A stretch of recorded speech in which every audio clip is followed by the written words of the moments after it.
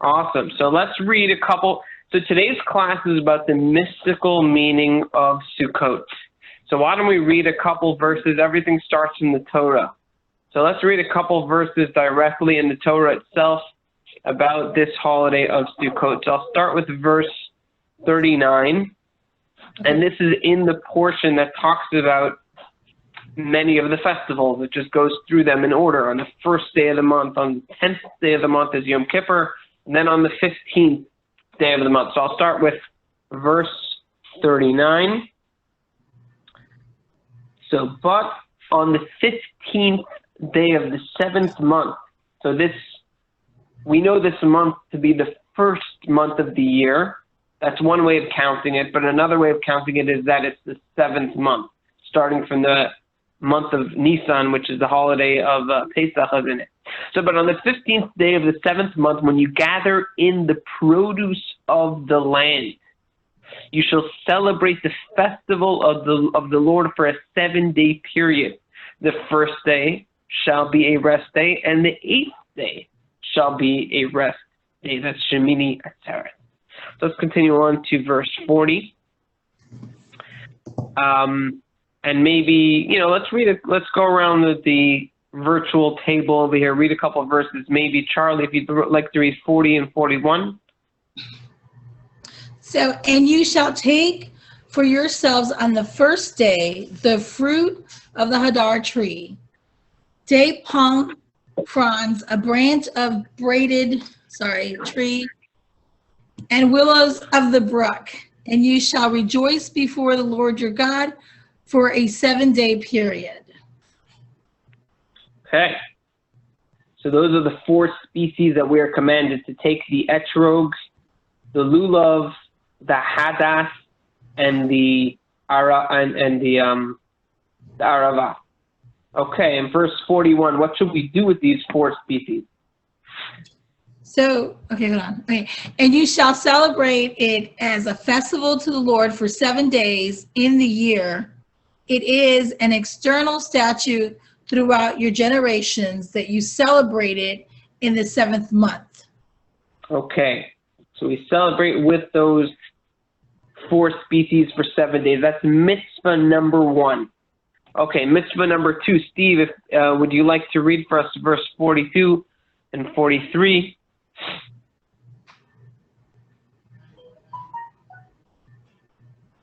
Oh, Steve, are you there? Oh, sorry. I thought I unmuted. For a 7-day period, you shall live in booths. Every resident among the Israelites shall live in booths, in order that your ensuing generations should know that I had the children of Israel live in booths when I took them out of the land of Egypt. I am the Lord your God. Okay, so mitzvah number 2 is that you shall live in booths. Well, that's just how they translate it here, in Sukkot, for 7 days.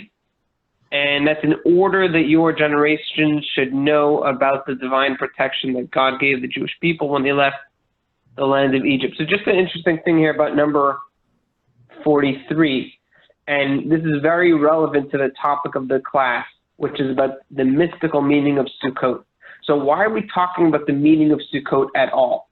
Why are we talking about the meaning of this mitzvah, right? So sometimes we're commanded to do a mitzvah, and then there's a concept of that even if you just do it without even understanding what the point of it is, you still fulfill the mitzvah. It happens to be that that's not the case with Sukkot. Every mitzvah has an intention behind it, but you don't always have to know the intention. But by Sukkot, the intention is built in as part of the mitzvah.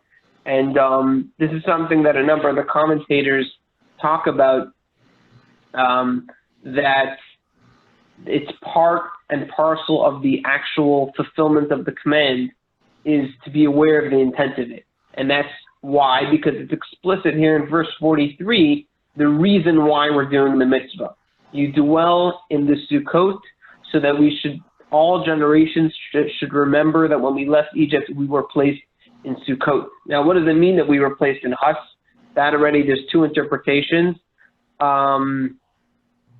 It seems here like Rashi only brings one of them, which I guess that means, in his view, this is the literal interpretation. that the huts that God placed us in, I'll just highlight it here in Rashi, in the Rashi commentary. These were the clouds of glory.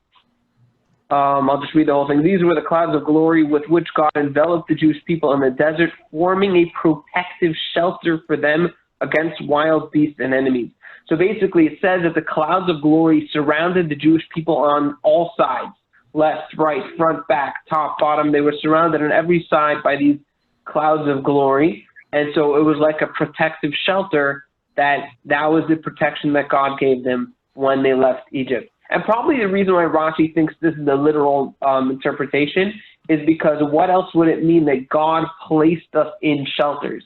Okay, we understand that when Jewish people left Egypt, they had tents, but it's not like God placed them in those tents. What this big idea that God placed them in shelters is talking about the clouds of glory, which we are familiar with from earlier in the Torah.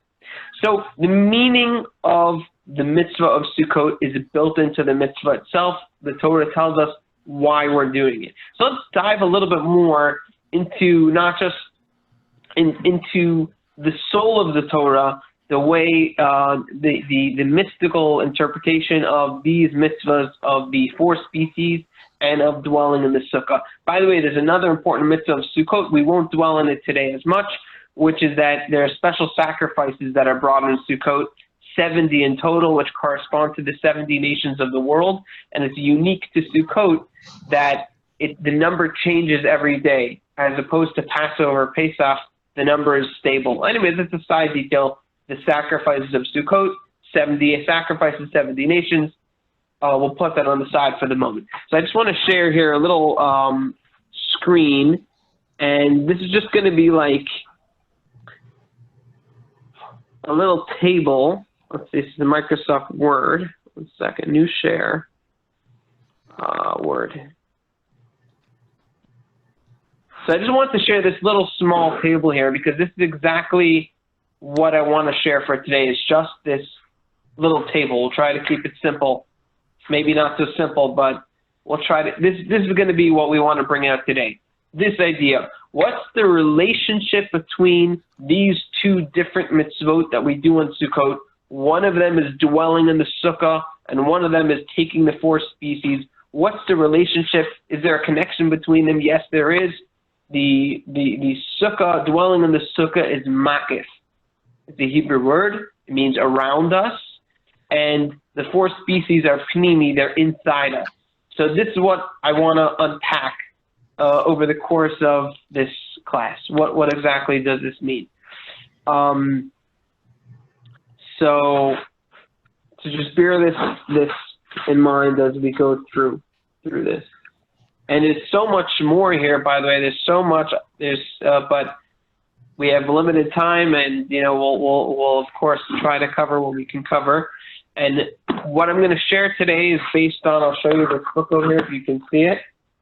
I don't know if you can see this in my video, but this is called Siddur Imdat, a prayer book with Hasidic commentary. It's about 200 years old. It's from the teachings of Rabbi Schneur Zalman, the first Chabad Rebbe, but he didn't write them down himself. He told it to a few select students, his son, his grandchildren, a few other people, and they transcribed it. But it was he got to see it in written form during his own lifetime, and he looked over the transcripts that they wrote.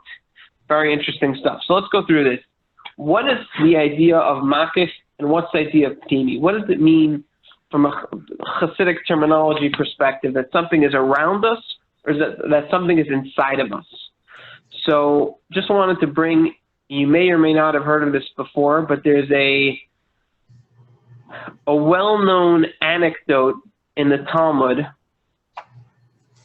You can tell me if I have mentioned this before or you've heard of this before, of a thief that prays before committing a burglary. Anyone familiar with that that concept? Sounds like a heard paradox. of this before? Sounds like a paradox. Absolutely, it sounds like a paradox. So this is from, it's basically, it's a statement in one version of the Talmud. So you can see here, it says Barachot 63a.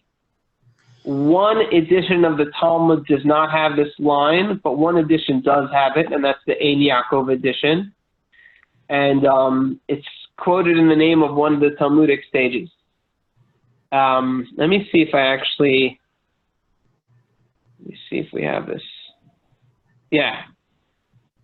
So I'll show you where the line is missing. Let's share this.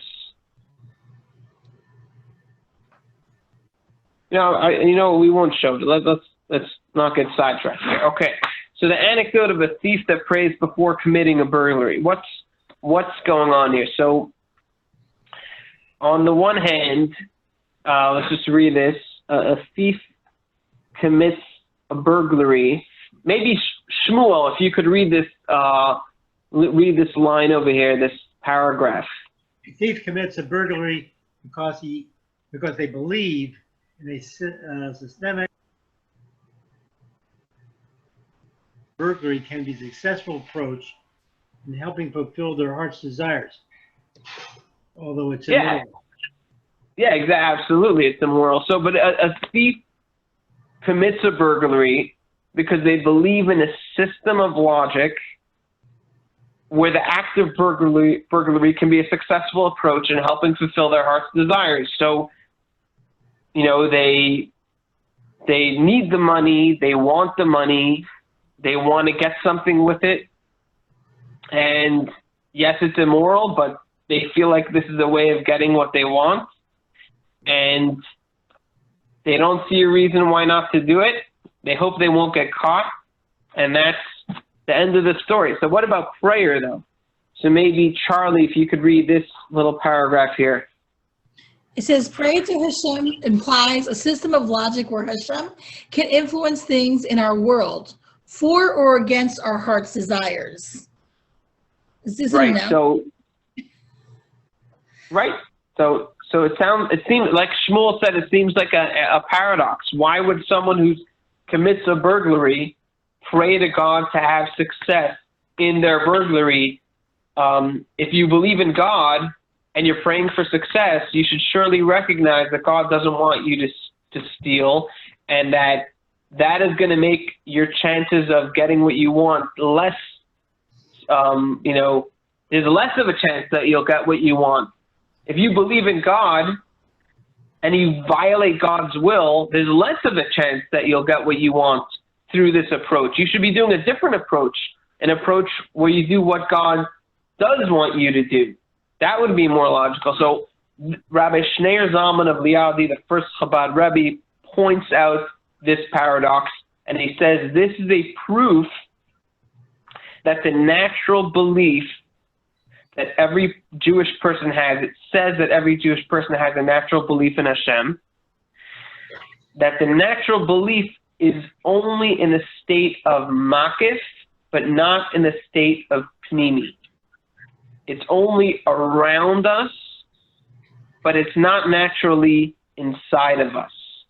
We have to bring it inside of us. That's part of our work. That's part of what we need to do. Naturally, it's around us, it's on our periphery, and we need to bring it inside. So let's break this down a little bit more. What would it mean that you have it, but it's not inside of you? That sounds like how does this dynamic even work? How could you have these two conflicting ideas at the same time, where he commits the burglary and believes it'll be successful, and at the same time prays to God? So let's just go to this. In this context, what do we mean by the word you? So we're saying pnimi means it's inside. You bring something inside of you, and makif means something is outside of you. It hasn't yet penetrated. The belief has not yet penetrated. What is the word you in this context? So maybe Steve, if you could read just this little page over here. What do we mean when we say you in this context? You are your awareness of your own existence, your desire to maintain it, self-preservation, and make it grow. Your patterns of behavior based on the above. A knowledge that is external to you, that doesn't penetrate into your patterns of behavior to modify them, is makif. So what we're basically saying is that people, everything that they do, our regular patterns of behavior are typically based on like egocentric. They're based on our sense of self, on the desire to maintain ourselves. We want to have enough resources to continue to, have everything that we need, and we want to make sure we hold on to things just in case we might need them, and not just to maintain our existence. We want to grow. We have all sorts of desires, and we want to get all of those. We'd love to have all of those desires. So we have all sorts of patterns of behavior that are based on that sense of ego. So a knowledge that is external to you, that doesn't penetrate into your patterns of behavior, is makif. So an example of this would be I heard this anecdote, the previous Lubavitcher Rebbe used to smoke back in the day. So he passed away in 1950. So in the 1940s, a doctor came to him, and they were talking about newly developed their research that smoking is harmful to your lungs, etc. So after sharing this research, the doctor turned to the previous Rebbe and pulled out a cigarette and said, "Would you like to have one?" Because everyone had one. He was just sharing the research. So the previous Rebbe said, "I don't smoke." So he said, "Since when?" So he said, "Since 1 minute ago."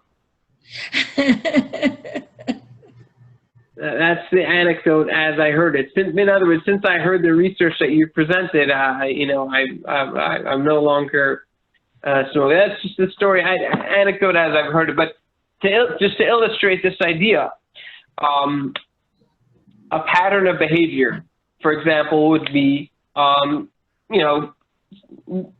just in this context, would be, for example, smoking. Somebody desires to smoke, fine, no problem, no issue. Then they hear that it's harmful to their health. Well, they also want to maintain their health. They want to smoke and they want to maintain their health. They want both. So until they heard that research, there was no question. There was no issue at all. They could smoke and they could maintain their health. There was no problem. Then this new research shows up that smoking is harmful. So if the knowledge is external to you, if it doesn't penetrate into your regular patterns of behavior like it was by the doctor, that's makif. It's a knowledge that's outside of you, hasn't yet penetrated into your regular behaviors, to make you do something that you don't want to do.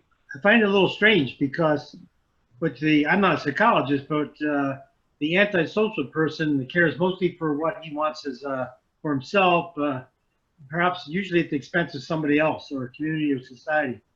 But he has no concern. All he's concerned about is the self-preservation part, and his behavior is consequently modified. His behavior is a result of all that, just the self-interest. And so the knowledge that he has around him is that you're trying, he doesn't have the moral understanding or feeling. All he cares about is self-preservation. So perhaps I'm getting too deep in the woods, but don't we have to be, as human beings, we have to be taught morality. We're not born with it.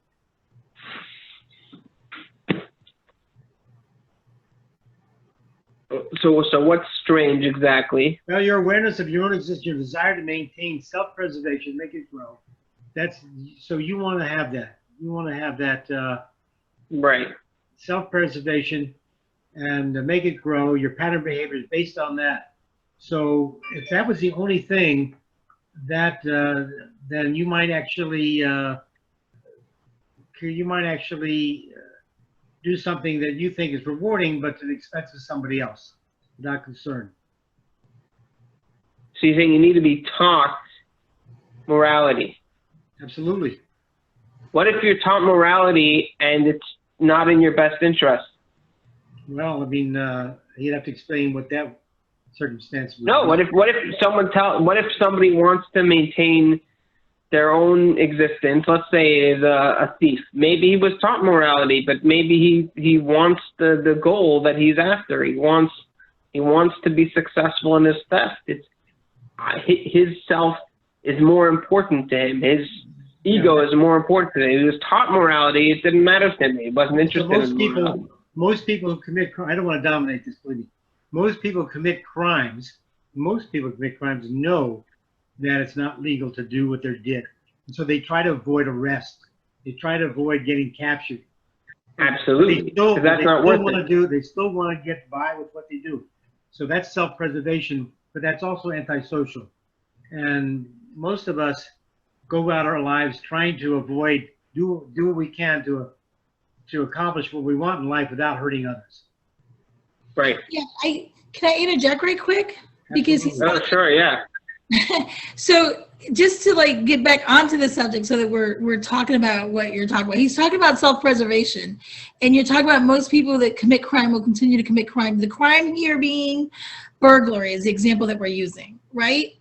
But you have to also understand that because someone is a burglar through part of their life, it doesn't mean that they don't have the ability to change and to stop that crime. And I think that's what the rabbi is saying. The rabbi is saying that, you know, until they think it's okay, they know it's wrong, but they have justified that it's okay to do it, until they get to the point where someone has come to them and until they've seen a different light or they've seen it in a different perspective, and then it's like, wait, I have been wrong, and they feel bad for what they've done and they don't do it anymore. That's why you're not born. While it makes sense to have a self-preservation, you can't give up on society and the human being and say that they will never change and choose to be a better part of themselves or choose to be a better person in order to preserve themselves. So, I mean, by committing a crime, you're not necessarily preserving yourself in the long term. You're just quickly preserving yourself. So I think that part of doing the mitzvah is to remind you that, like, you have to continue remembering and going back to understanding that you have to do good so that you don't pull yourself in a position where you think it's okay to do something wrong. So self-preservation is important, but it's important. This is all. This is all a good. Yeah, go ahead. How does that link with Makif then? My premise is that. Her premise is that people can do the tshuva and return to moral and ethical behavior. But what does that have to do with Makif again? Give me that again. Why Absolutely. So right here, Makif means around you, a knowledge that is external to you that doesn't penetrate into your patterns of behavior to modify them. That's Makif. Makif is around you. What's the opposite of Makif? Opposite of Makif is Pnimi. Pnimi means a knowledge that is internalized within you. So this is actually a good place to pivot to, which is, you know, like Charlie was saying, people do have the ability to change. People do have the ability to do teshuvah. Well, what we're trying to bring out here is that that's true, and that's exactly through this dynamic that we're talking about. Someone that only has makif may continue to do the wrong thing, even if they understand in their brain that they should do the right thing, but because it's external, they may continue with the wrong behavior. What will cause them to do the right behavior, to change their behavior? Pnimi, when they internalize that knowledge. So we want to talk about that. What is that process of going from makif to pnimi, from going from outside to inside, from bringing, let's say, the knowledge of Hashem from the outside of you to the inside of you, from the natural belief that you have. For example, this burglar, he gives a quick prayer before he starts his theft. So he's not an atheist. He believes in God. He believes in Hashem. He's not even thinking. He prays, please let me be successful. So he has that belief, but why is it outside of him, and what makes it come into the inside? So that's a good, let's talk about that. And part of it has to do with actually Chabad. So, the CH is Chachma. And, roughly translated, let's just write that as wisdom. The B is Bina, roughly translated as understanding. And then the D is for Da'at, knowledge, but that's not really the translation that we want here. So maybe I'll change the translation. So Chachma and Bina have to do, when a person only has Chachma and Bina knowledge, it's still makif, it's still on the outside. Those are both, if we had to make a table out of this, insert table, and then we had to, something like that. So both of these would be makif, outside. So the first two levels are wisdom and understanding are on the outside. How do you get to the inside with Da'at? So I'm going to explain exactly what that means. Let's just review what Chachma, Bina, and Da'at are.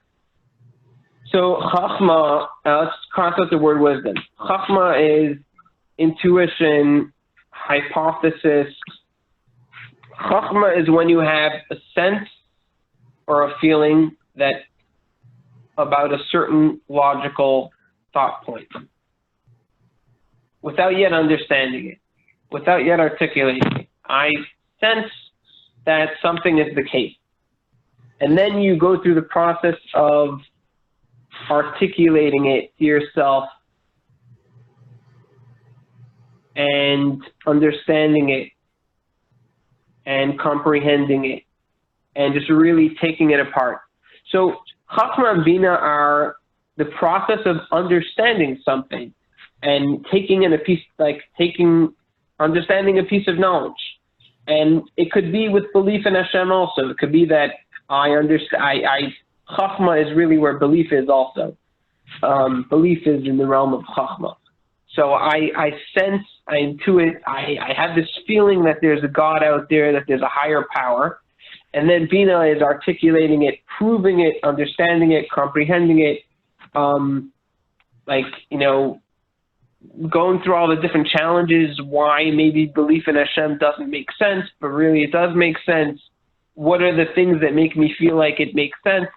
Just really articulating it and understanding it. But there's something that's missing, and that's Da'at. What's Da'at? Da'at means... Rabbi, which one? Makif is inside, correct? So Makif is outside. You see it right here. Makif is outside. Pnimi, mine. Okay. There we go. There we go. So Pnimi means inside, and it only comes about through Da'at. Da'at is application, which means that you take the knowledge that you have and you apply it to every scenario and situation in your life. It's not a new understanding. It's not a new piece of logic. It's just taking the logic that you already have and applying it to a new situation.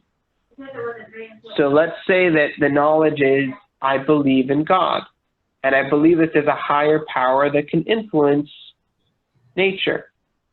So applying it to every situation means applying it to my situation today, applying it to my situation tomorrow. What's going on in my life right now, I should act in a godly way, and then I hope for a positive result. And it's not a new piece of logic. It's just applying the same logic that you already have to every scenario that you encounter. So Da'at really means application, and it means connection. It means that the logic that you have, you hold tightly onto it and you always keep it in front of mind, not in back of mind, but in front of mind, so that every situation that you encounter, you connect the logic that you already have in the back to the situation that you now are encountering. So that is that strongly holding on to the logic and applying it to every situation. And the more you do it, the more that becomes part of your natural process and actually becomes quicker. And when you encounter a new situation, you don't have to try as hard to bring it to front of mind because it becomes more a part of your natural pattern.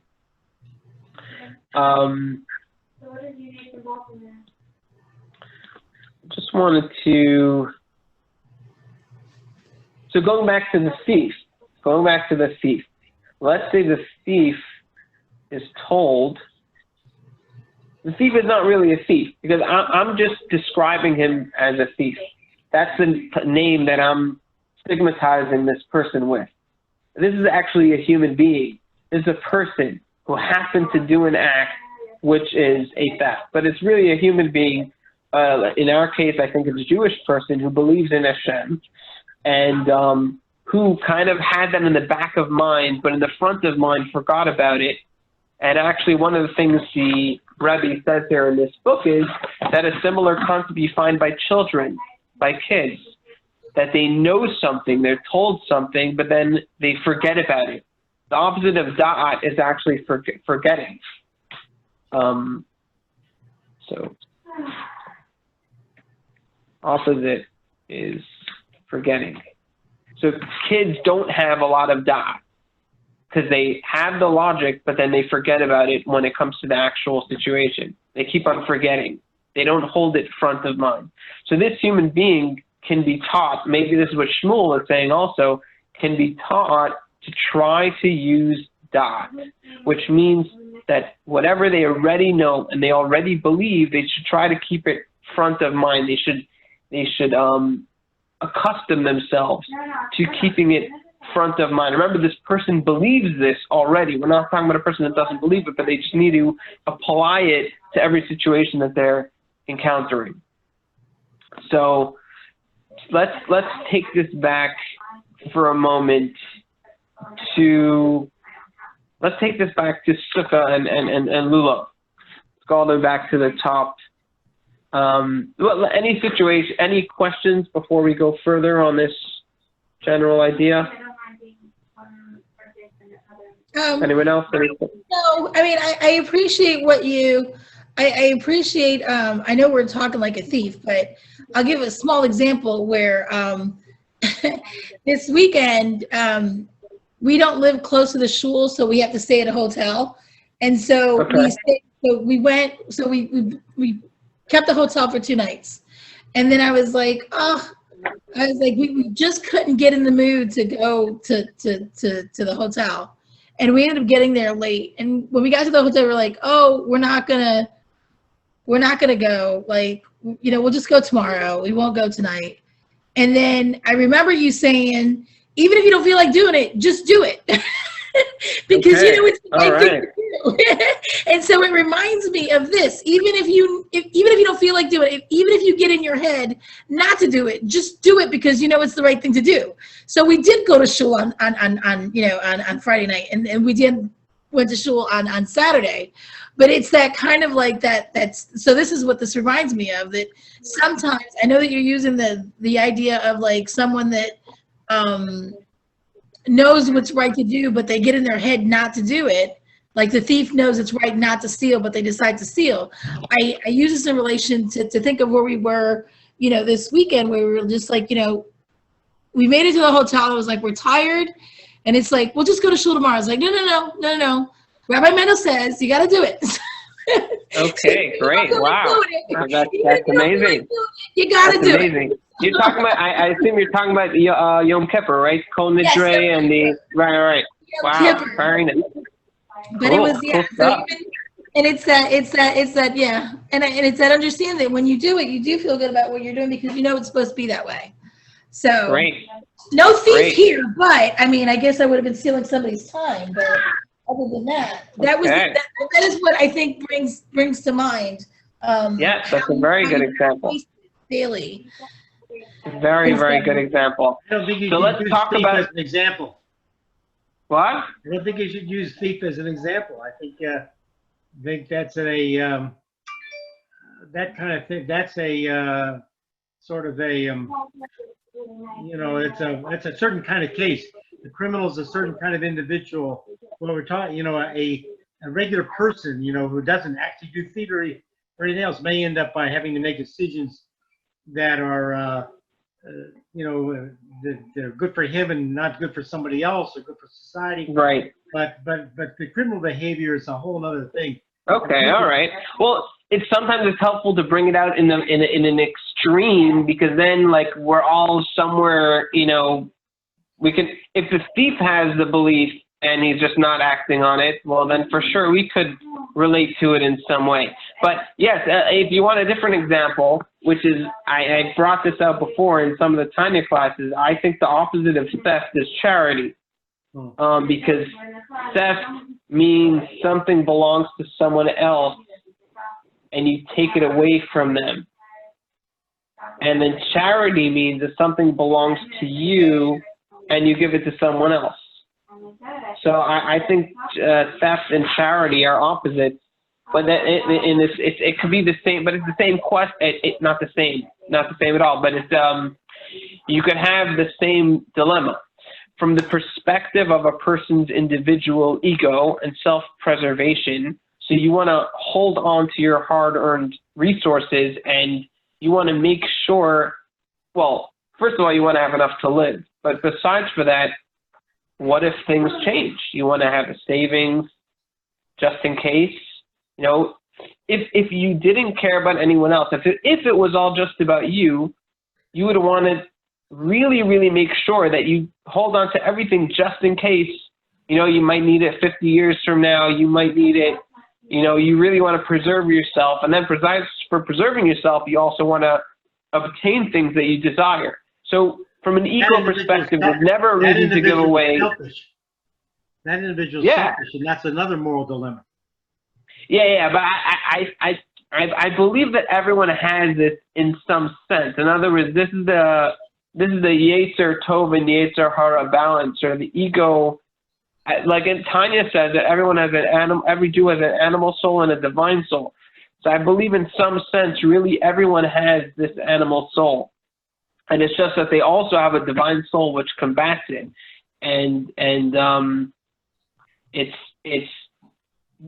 people have it in some way, but like they also have the divine soul which motivates them to be altruistic and to go outside of themselves. And it's not just about you as an individual, but it's also about what you were given it for and what good you can do with it in the world. And there's that's the struggle.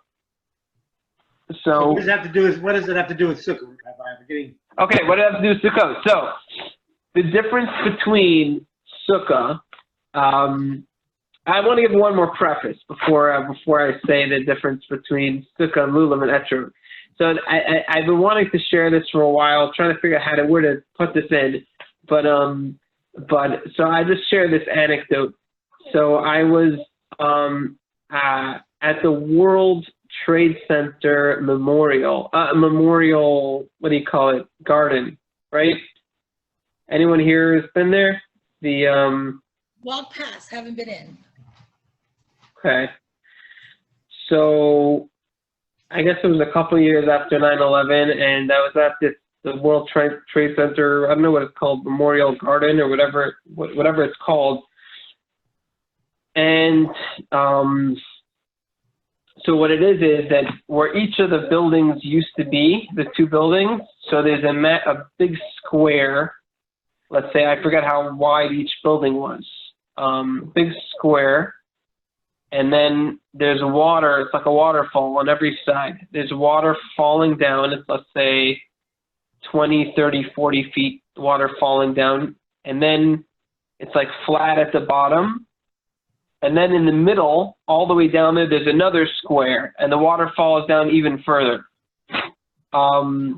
Maybe it's hard to describe. I want to see if I can describe this properly. So there's a waterfall all around, and then it goes into the square, and then it goes further down.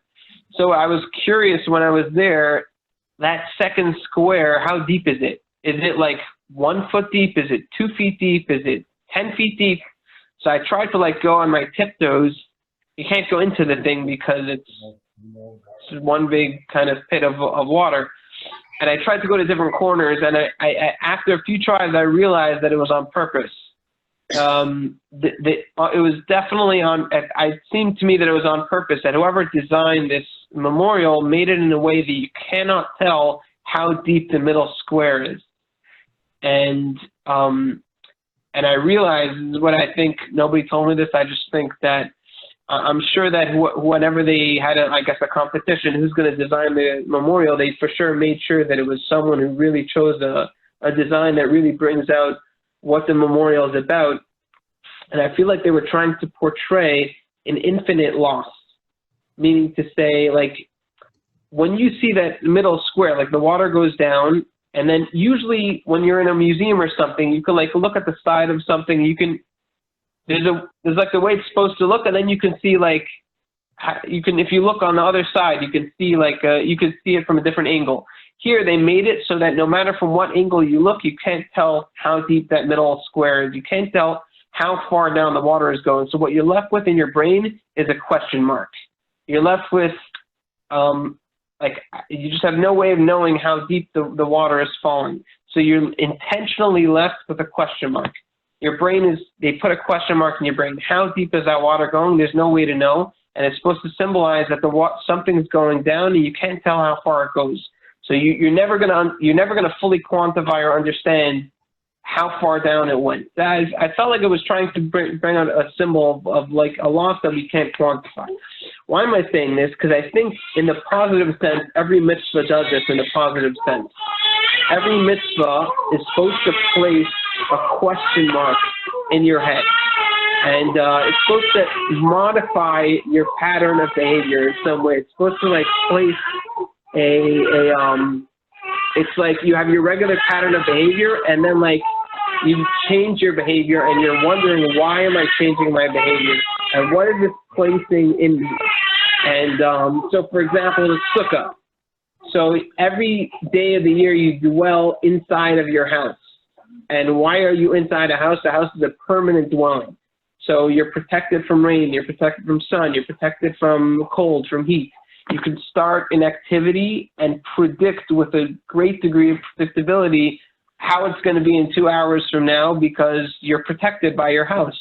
But there's a mitzvah that 7 days a year you have to go outside of your house to a temporary dwelling, which on purpose does not have a complete roof. So you're susceptible to rain.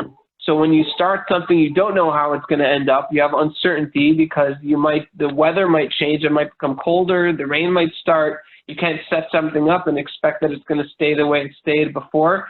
So you're doing this behavior. And even if you don't know the reason, by the way, even if you only find out the reason why you're doing this mitzvah many years later, you still have all those question marks that were placed inside of your brain. Why am I doing all this? And the answer is what the pasuk says, that you should remember that really that God's protection. In other words, really any permanent dwelling that you have is not really permanent. It's only because Hashem is giving you that permanence. Hashem is creating the world every single second from a state of nothingness. Any sense of certainty that you have is only because Hashem is constantly giving you that certainty, like we saw this year in 2020. Any sense of certainty that we had about how the world was going was totally thrown off the bus. And we only have certainty as long as Hashem gives it to us. But anyway, I just want to, leaving the topic of certainty, the mitzvah of Sukkah modifies your pattern of behavior. And you go into the Sukkah, you're surrounded by it, and that modifies your behavior, and it makes you think about Hashem. It makes you think about the infinite and the oneness of Hashem. So the fourth species also is a modification of your behavior. You don't usually do this, and now you're doing it, but it's different. So let's go through the difference between Sukkah and the fourth species. So one interesting thing it says about sukkah is that there's a, let's write this here for a second. Sukkah. So, are there measurements to a sukkah? So, is there a minimum size? Let's do a minimum height. Is there a minimum width to a sukkah? Is there a maximum width? Is there a maximum height? So the answer to 3 of these questions is yes. There is a minimum height. A sukkah has to be a certain height. There's a minimum width. There's a maximum width, a maximum height, but there's no maximum width. So I'll just put the word unlimited by this one. The sukkah can be, it has to be, minimum height, it has to be at least 7 handbreadths. And I think the same thing is with, it has to be at least 7 handbreadths tall and wide. It can't be more than 20 cubits tall, but it can be unlimited wide. And it says in the Talmud that Kol Yisrael Ru'uyin Leishev Sukkah Achas. All of the Jewish people can technically fit in a single sukkah. What is the fact that, from a mystical perspective, what is the fact that all of the Jewish people can technically fit in a single sukkah symbolize? It symbolizes that everybody is different, and yet we can all fit in a single sukkah. The sukkah has to do with the oneness, that all of existence comes from a single oneness. And even though the different creations and different people have differences, but those differences don't matter in comparison to the oneness, which is the source of us all.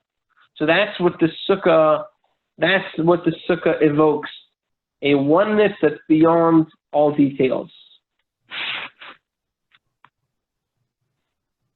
And then, what about the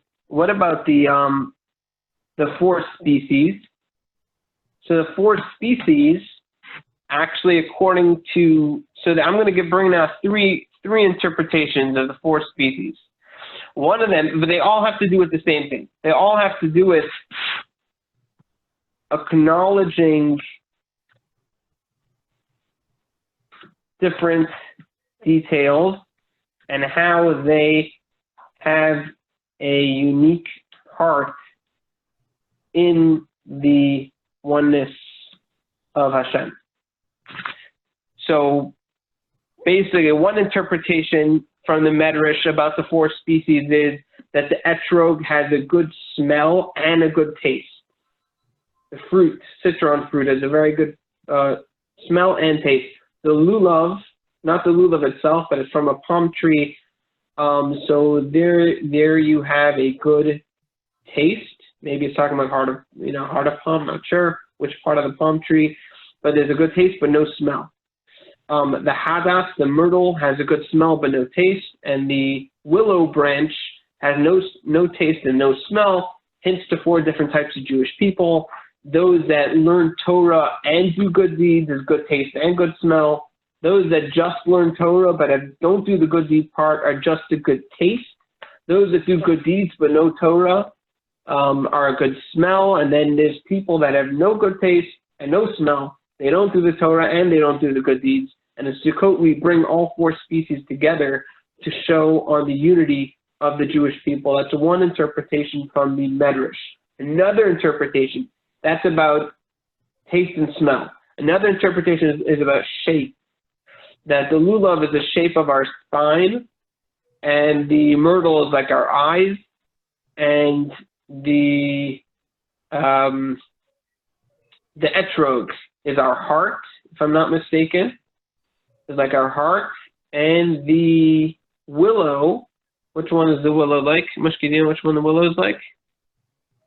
Okay, not sure. Willow is like a different one. Okay. Either way, it's also hints the 4 different types, 4 different things, and we bring them all together in unity. It's basic mouth. Maybe the willow is like the mouth. That makes, I think that makes sense. That's more like that. Yeah. So the willow, I think the willow is the mouth. So you bring all 4 species together It's basically, Sukkah is pure oneness. The 4 species is that you bring the oneness into the details. And this is going to relate back to Marcus and Panini in a moment. So, but the third interpretation, which I personally find very fascinating, because the 2 interpretations I just mentioned are recorded in the Medrash from over 1,800 years ago. The third interpretation is found in this book that I'm learning right now, which is from the Alter Rebbe, the first Chabad Rebbe. Very fascinating interpretation. How each one of the 4 species, why were these species chosen out of all of the different species of vegetation in the world? Why were these 4 species chosen? He asserts or suggests that it's because each one actually, by its own nature, shows on oneness in creation, shows on that all of existence is by design, by a oneness. And how does he bring that out? So the etrog in Hebrew is called, I'll write this down, is called a pre-eitz hadar, which means fruit of a tree. Literally, it means it's beautiful. But another interpretation of the word hadar is that it means it dwells. So the Talmud says it dwells on the tree from year to year, which means it's a fruit that is unique in that most fruits or most vegetation has a specific season. There's many different seasons. There's summer, there's winter, there's fall, there's spring. So you have apples, you have strawberries, you have carrots, you have beets. You have all sorts of different things, and each one grows in its proper season. The etrog dwells on the tree the entire year. And what does that symbolize? Not just symbolize, it's more than that. And then the Alter Rebbe goes into great length about this, how each of the different seasons, all of existence comes from the 10 Sephirot, from the 10 divine emanations, the 10 different expressions of godliness, kindness and severity, different calculations, a different amount. Chesed is kindness is giving, Gvura is restricting and holding back, summer is heat, winter is cold. There's all sorts of different measurements of how much each one is. So certain things receive their sustenance from chesed, from kindness, from the heat of the summer. Certain things receive their sustenance specifically from the winter. Wet, dry, there's so many different combinations. So why is it that etrog, here he only says that it survives throughout the entire year, but a later book of Chassidus says that it not just survives, it grows in each season. It gains something from each season. What's the idea? If nature is just patterns that happen to come into existence, happens to be that there's summer, happens to be that there's winter, so then it happens to be that certain things work in the summer, happens to be that certain things work in the winter. They're opposites. But for something to survive in all seasons and grow from every season indicates that it comes from a place. To figure out how to articulate this. Maybe someone else here can articulate this better. Maybe you're getting the sense of it, that for something to be able to grow and survive in opposite seasons shows something about that fruit, how it comes from a place that's beyond those differences. That those differences come from the same source. That's what it is. That those differences come from the same place. They're not really just opposites. They come from the same place, and the etrog is able to receive from both of those seasons. Let's go through the other ones. The lulav, and if we had a clear video, if you were holding a lulav, it would be really very easy to see this. What's the difference between a lulav, the palm branch, and other vegetation? So if you look at most vegetation, for example, look in your backyard, look on the street, look anywhere where you see vegetation. These are my two etrog trees. Wow. Okay. All right. But I didn't know Colombia No, Was, no fruit. I have to take them inside during the winter because they will not survive in the cold season. Oh, wait a second. So- I don't know. This is challenging our premise over here, Shmuel. Yeah. So Maybe the Columbia winter, I don't know, maybe it's different than the Italy winter. Okay. yeah. So your etrogam do not survive the Columbia winter. No. Okay. All right. So actually, by the way, some etrogam, I looked this up last year on online, different websites. I was researching this a little bit. Some etrogam actually stay on the tree for longer than a year. It could even be 2 or 3 years, if I'm not mistaken. On the same fruit can stay on the tree. So it is a unique quality that's known about the etrog. But going to the palm branch, it has to be a climate like the Middle East, where the streams. It probably wouldn't apply, for sure wouldn't apply in the Arctic or but even lower down, yeah. So I guess it survives in all 4 seasons, but in a certain kind of place that's more, I'm inspired. Good, very good. So if you now to the lulav, if you look at most vegetation, the way if you look at each individual branch and each individual stem that comes out of every branch, most of them appear random. There's no pattern to the stems that come out of each branch. One comes out 1 inch away, 2 inches away, a little bit to the left, a little bit to the right. There's no sense or pattern. Shmuel, you're very into gardening. Is that true by most vegetation, that there's not too much rhyme or reason to the most vegetation in nature is symmetrical. It is symmetrical. Okay, and describe it. Well, you have a central stem and you have branches coming off. So you can trim it in a variety of ways so that you have multiple branches and so forth. But I'm not sure, it's got to be you're going to tell me that there's some sort of spiritual context to that. I'm not into that. I don't know yet. You have to tell me. I'm not sure why. Okay, so I'll tell you what I was going to say about the lulav. The lulav, when you see it, it appears like one solid piece, right? But really, it's many branches that later on, if we would have left them on the palm tree, they would have spread out, right? So if you go to the very source of where each individual lulav leaf comes out of the lulav spine, right? Each one is immediately right after the next one without any space, right? Yes. And then they're very long. They go out to a great distance, but even at that great distance, they're perfectly curved and perfectly placed around the next leaf without any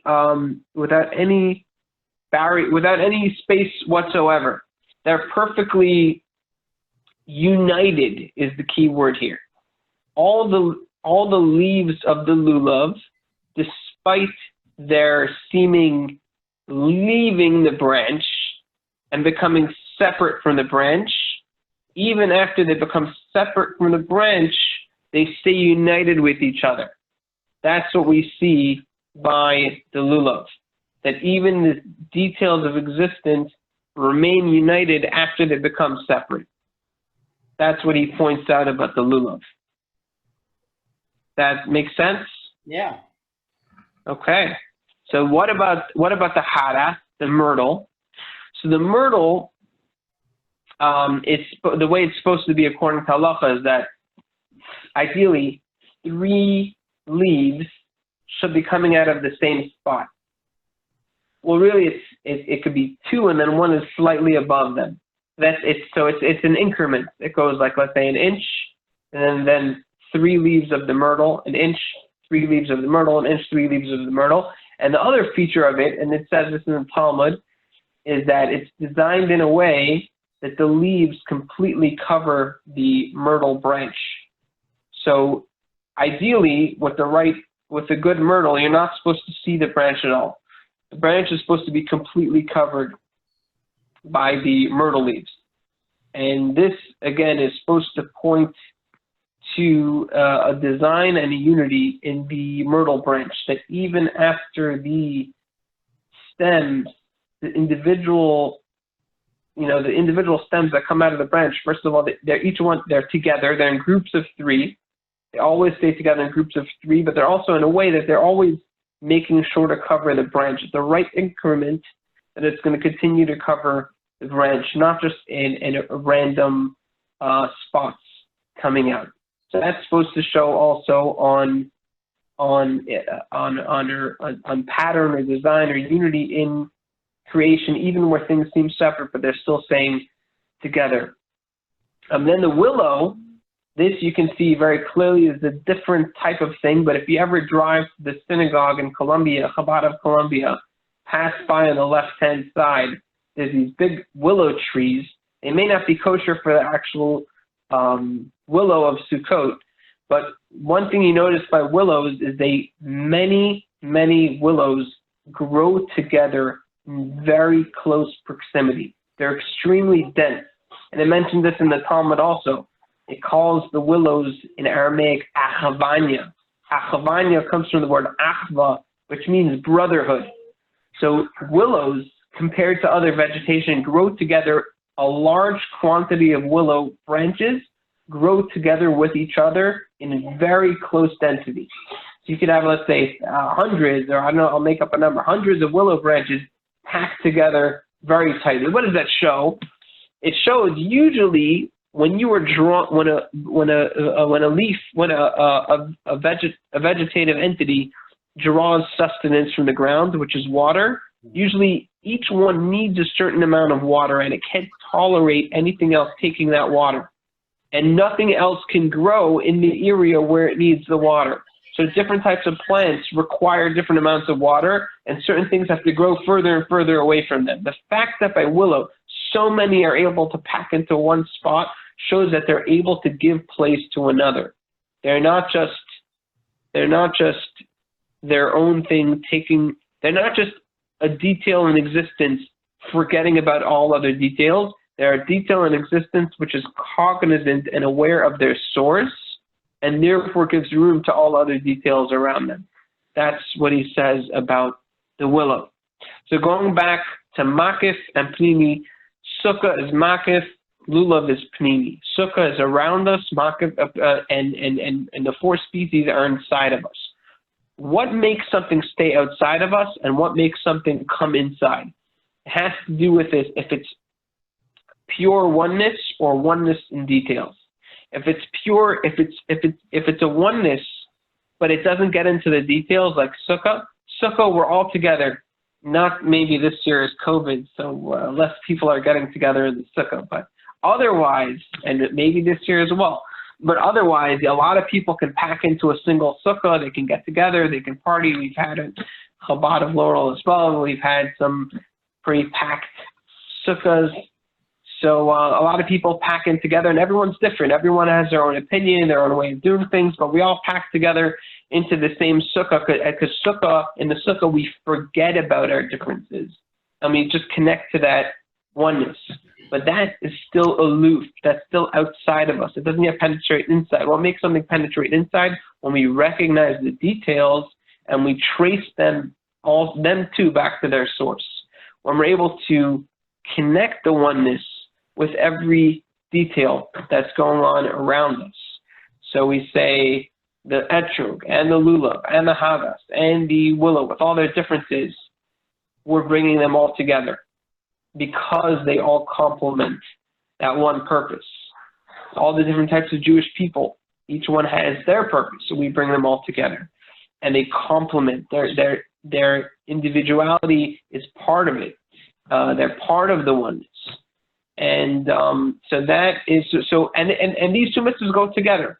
The makif actually helps the pnimi. It's not that necessarily that one's better than the other. The makif, just like by a fruit, the pnimi is the inside of the fruit, the makif is the peel around it. The peel protects it.